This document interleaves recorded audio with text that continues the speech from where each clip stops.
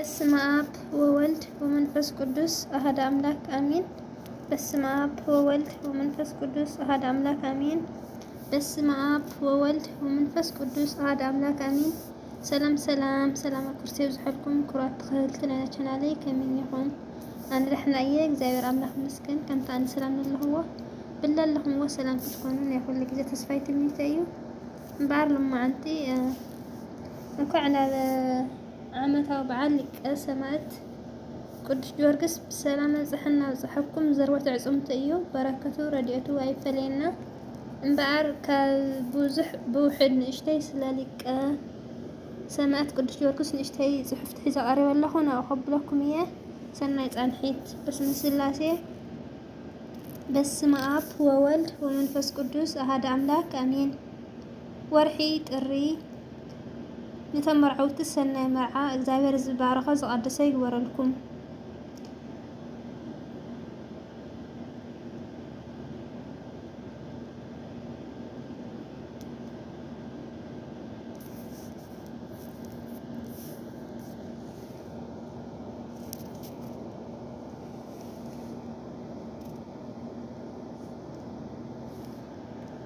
አሜን አሜን። በስመ ስላሴ ጥሪ 18 መዓልቲ ዝርወቱ አጽሙ ለሊቀ ሰማዕት ቅዱስ ጊዮርጊስ ዓመታዊ በዓል እዩ።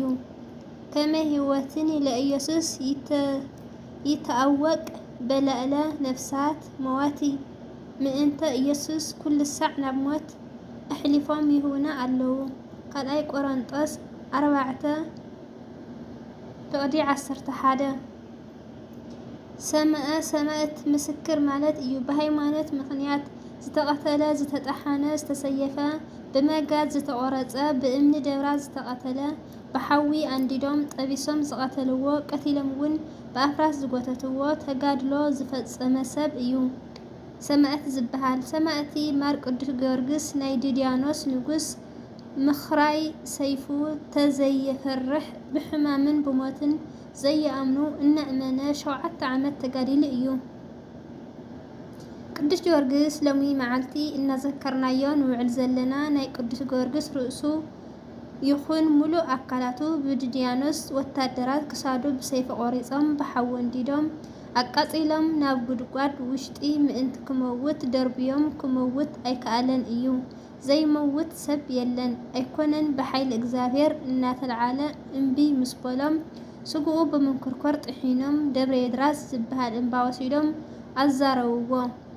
ከም ጢስ ተኒኑ ከም ቡቕቡቕ ተበቲኑ ከም ሕሩጭ በኒኑ ክተርፍ ምእንታን ኢሎም ኣብ ደብረ ይድራስ ተዘረወ። ስጉኡ ብመንኮርኮር ተጥሒኑ ከም ሕሩጭ ዝተበተነ ስጉኡ ዝዓለበሉ ወይ ድማ ዝዓረፈሉ ዕንፀይቲ ቆፅሊ ሳዕሪ እምኒ ኩሉ ጊዮርጊስ ሰማዕት ቅዱስ ለእግዚአብሔር ቅዱስ ጊዮርጊስ ናይ እግዚአብሔር ሰማዕት እዩ እናበሉ መስኪሮም እዮም።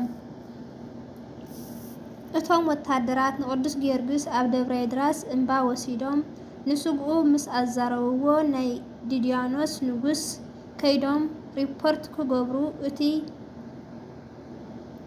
እቲ ንስኻቶም ብእምነት ምክንያት ቀቲልኩም ዝደርበኹምኒ ዝነበርኩም እንሆ ብሓይሊ ኣምላኽ ተላዒለ ኣለኹ እናበለ ዝህውኸና ዝነበረ መንእሰይ ንመወዳእታ ከም ዘይለዓል ጌርናዮ ኣለና እናበሉ እናሃለዉ ቅዱስ ጊዮርጊስ ካብ ዝተዘረወሉ ተላዒሉ ነቶም ዝቀተልዎ ወታደራት ካብ ሞት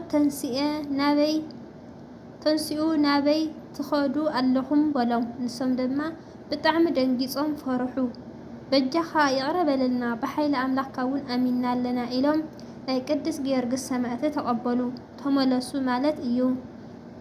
ነቶም ወታደራት ንጉስ ድድያኖስ ናይ ቅዱስ ጊዮርጊስ እምነት ኣሚኖም ተቐቢሎም ዝብል ወረ ምስ ሰምዐ ካልኦት ወታደራት ሰየፍቲ ልኢኹ ሰየፎ ሰማዕትነቱ ረኸበ።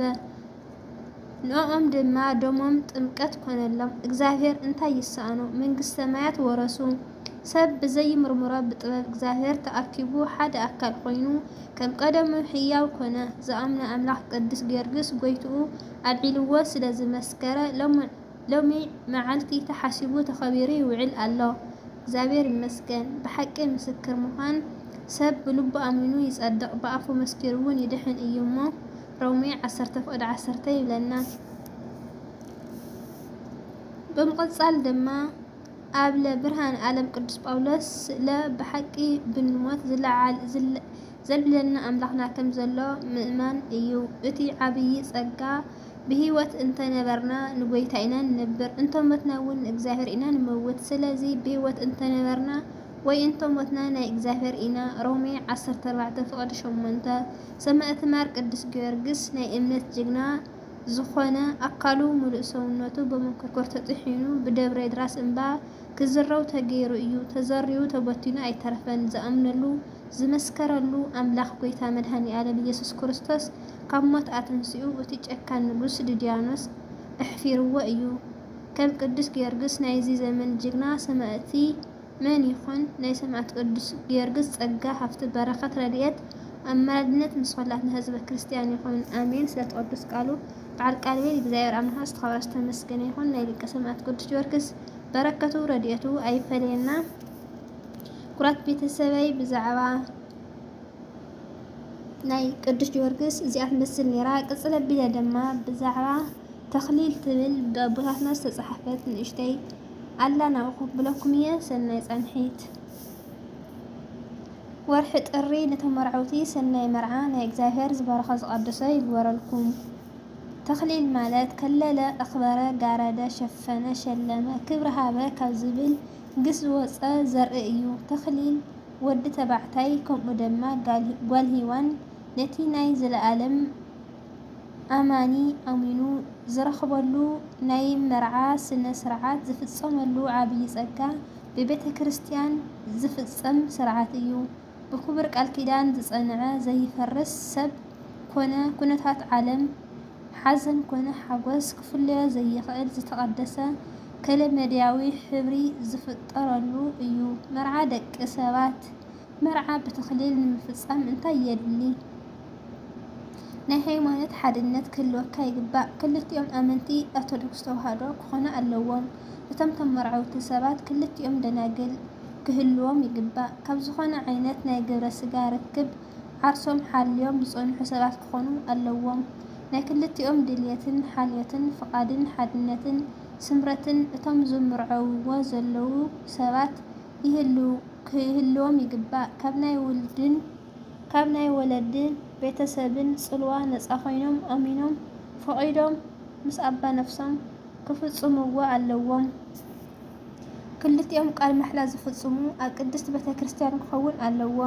ብዕድመ ንዓቕሙ መርዓ ዝኣኸሉ ሓላፍነት ምስካም ዝኽእሉ ክኾኑ ኣለዎም። ናብርኦም ንምምራሕ ኢኮኖሚያዊ ዓቕሚ ኣካላዊ ብቕዓትን ናይ ኣእምሮ ድሕንነትን ዘለዎም ሰባት ክኾኑ ኣለዎም። ስለ ሓዳር ሙሉእ ግንዛቤን ጭብጢ ነገርን ክሕዙ ይግባእ። ናይ ኣባ ነፍሲ ወይ ከዓ ንስሓ ኣባ ምስክርነት ብጣዕሚ ወሳኒ እዩ። ኣብ ኣመንቲ ልዑል እቲ ነፍሲ ጉዳያት ዘምርሕ ዘእስርን ዝፈትሕን ናይ ንስሓ ኣቦ እዩ። ሓላፍነት እንተሰሪሕና ብናይ ንስሓ ሱሙና ዝሓጽበና ስብራት ዝጽግነልና እግዚአብሔር ቃል ዝጽግንን ካብ ሕማምና ዝፍውሰና ናይ ነፍሲ ሓኪም ኣባ ንስሓ እዩ። ኣብ ስርዓተ ተኽሊል እውን ተረካቢ ናይ መንፈስ ደቁ ናይ ዝኾነ ምስክርነት ይህብ እዩ። እቶም ክትምርዐዉ እትደልዩ መንእሰያት ከም ይስሐቅ ወዲ አብርሃም ኩኑ። ኣብ መዓልቲ መርዓኹም ደርፊ ሳዕስዒትን ሰሓቕን ባጫን ጫውጫውን ከበሮን ዋጣን ከምኡውን ካሊእ ናይ ዲያብሎስ ምርኢት ኣብ መዓልቲ መርዓኹም ኣይትስሓቡ። ኣብ ኩንድኡሲ ኣብ ኩሉ እንገብሮ ነገር ንእግዚአብሔር አምላኽ ብቐዳምነት ክንህብ ንለምኖ። እዚ እንተጌርኩም ሓዳርኩም ብዘይፍትሕ ዝሙት ቅንኢ ክትዕ ክርክር ዘይብሉ ድልድል ሓዳር ክኸውን እዩ። እዚ እንተገበርኩም ካሊእ በረከት ብበዝሒ ክመፀኩም እዩ። ኣብ ከባቢኹም ሓደ ዓይነት ሃባቡላ ንፋስ እንተነፈሰ እውን ኣይትንቀሳቐሱን ኢኹም። ምክንያቱ እግዚአብሔር ምሳኹም ኣለ እዩ። ኣቲ ነዋልድ ደቂ ሔዋን ርብቃ ሰበይቲ ይስሐቅ ረኤኣ ንዓኣ ምሰላ ንመጻምርትኸን ብፍጽም ክተፍቅርኦም ድልዋት ኩና። እዚ እንተጌርክን ገዛኽን ፍጽም ሰላም ቅሳነት ክኸውን እዩ። ሰብኡትኩን ዝበልኹን ግበራሎም ኣብ ፍቕርኽን ተንበርኪኾም ክነብሩ እዮም። ሓዳር بفقري كمزي كجمر كلون إجزاهيرن ولدن زحقس ولد يخون إيو نايبت أقوحوت كنجزء خلنا أب إن الدالي اللقوان أزينا نتنققينا من الناس شيئتي مسرقنات إنكارنايتي قحا مستردعنا إينا نعدق مالت إيو قبل ما سبيتي نكت مرعو كنحصة كلنا جن زيادة كنتقق يقبلنا أيو بتيز جزأنا أيو أقحا سجب انتهى اليوم نابتي شت النسب كنملسو نخيل إينا سبيتي مستمر عخاجن نابس درقا كنملسا أي نخيلن إينا كسامو وداتا هيوات مسخا كتل إياه سلازي مجمرتا صبايان أملان كفأت هديا طعمتي فليا أصنعيا فرحة إجزاهير انتهى اليوات طبنيا وحالة سبيتي انت خوينا عدو دقخا كتكون ديا مرزا ملكع زي كونه طباي وحلنا رأى بحق إجزاهير أملاح تنبر تمرح سبيتي مرز ود أدام سلازي سبيتي كتمرز كاللخا حق من قست هاجر كاتراي أي تنبب مجمرتا حق بيتا كريستيان أنبب انبر سرعات تخليل زبهال تخليل مالت ناي بيتا كريستيان ناي مرعا سرعات ويكعا كالكيدان مالت كخون كله وتمزف السمو وسبات دما أبدنجلنا زفتصم كفرس زي خيل حقا ومرعا يبهال اتي كالكيدان تخليل يبهال كابسولة جميرو كدان كلبات ميرون أخليل زركب كوينو بتي زغمت أزود دما تخليل يبهال تخليل تبهيلي صواع زودي ويكع تخليل زبل سيامي زوصدو كاب جورو إيو اتي مستيروجن أب جيزة كالكيدانن الباساتن زودن كلباتن أب ميرونن زخون مرعت بزفتصم اللهم زستفرالي سرعات صلاة زجبر عبيت سرعات إيو سرعات تخليل زفتصملو نصهن حاليوم بدنجلنا صنيعهم زنورو مأمنان طرح كم زخونا قدست بيتا كريستيان بقولنا سرعات تركب دناقل بسرعات تخليل مرعوهم انتفصمو سرعات قداسي وانجل ينبب سهات نجيه كيدان يبصح قدست بيتا كريستيان بزعزت مسرات قبئي مرون يقبؤو دحري زي اتي سرعات قلبات زدليو صلاة يبصح أموداتا تقدس سجون كبر دومن يحتم ويدما يقربو مالت إيو بدحر ازي بلقامت بيتا كريستيانن بمزامرانن بمأمنانن انتزمرا انتعللن بخري نابغزهم يعجبو بزي من قدي كلتيهم كالكيدان أسيرهم قدس قربان مرعوهم يفتصو مستقدس هيوتوون يمرح إيوم بأنصار خعا دنجل نون زي حلوة سرعة تخليل مفتصام حق بيتا كريستيان متحسن مفراسن مالت إيو كم دما ندكا مسب فرح خانتي كل زك على فطاري علامات إجزاهير تسرع حقي قديفكا نمثلالن مفتانن جن عبي حادات إيو إزي مالت سب نخريئو نخميران نقران تبهيلو زقبر سنحي واقع زخفلنا يقبرنا إيو